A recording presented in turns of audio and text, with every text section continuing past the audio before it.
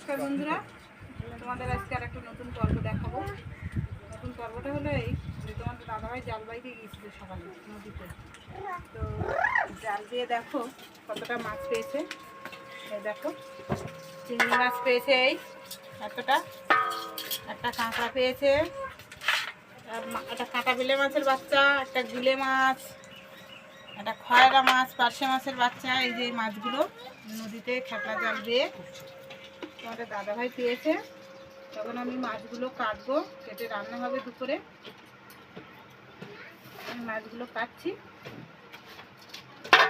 কাঁকড়াটা কিন্তু এখনো একটা পা দেখছি ভেঙে দিয়েছে, ঠ্যাং।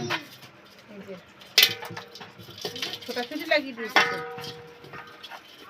এই যে হরিণা চিংড়ি দেখছো বন্ধুরা, দেখো এই যে চিংড়ি মাছ পেয়েছে।